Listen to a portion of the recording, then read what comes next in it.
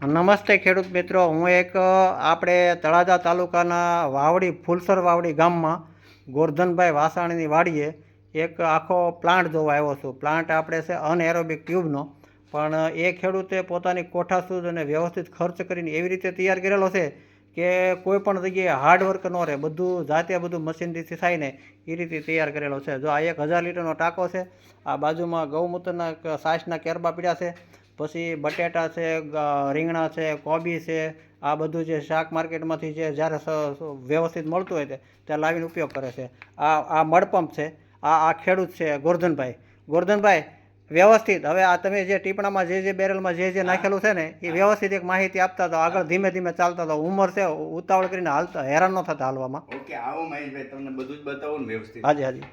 આ ટીપણાની અંદર મેં છે ને એડવાઇસ આખું જીવામૃત 1000 લીટર માટેનું મટીરિયલ તૈયાર કરી નાખેલું છે. ઓકે. પછી આની અંદર છે ટમેટા, એને ક્રશ કરીને જ ભરેલા છે. ઓકે.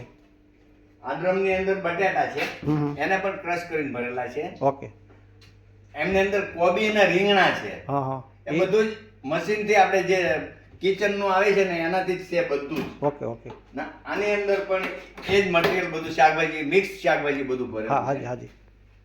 ને આ 5 બેરલ છે એ જીવામૃત તૈયાર થયેલું છે. એને હવે એકી સાથે 20 વીઘામાં છે ને આપવા માટે મેં અહીંયા તૈયાર કરી રાખ્યું છે. જો આ ખૂણામાં જે છે ને એ 2000 લીટરનો ટાંકો છે. પાણીનું સ્ટોરેજ એટલું બધું રહેશે, પાણી એક ડોલ પણ ક્યાંય જાતે નાખવું પડતું નથી. એમાં નાની મોટર મૂકેલી છે ઘર વપરાશની, એટલે જ્યારે જ્યાં પાણી જેટલું જોતું એટલું મોકલી દેશે. આ જમીનની અંદર ખાલી 1.5 ફૂટ ટીપણું બહાર રાખીને અને 4 બેરલ અંદર જમીનમાં ઉતારેલા છે ઊંડા. તો જે કાંઈ આ ટ્યુબની અંદર જે કાંઈ મટીરિયલ તૈયાર થાય એ આ બેરલમાં આવે, અને આ બેરલમાંથી વેન્ચુરી દ્વારા સીધું એમનો 20 વીઘાનું ફાર્મ છે. 20 વીઘા એટલે 8 એકર.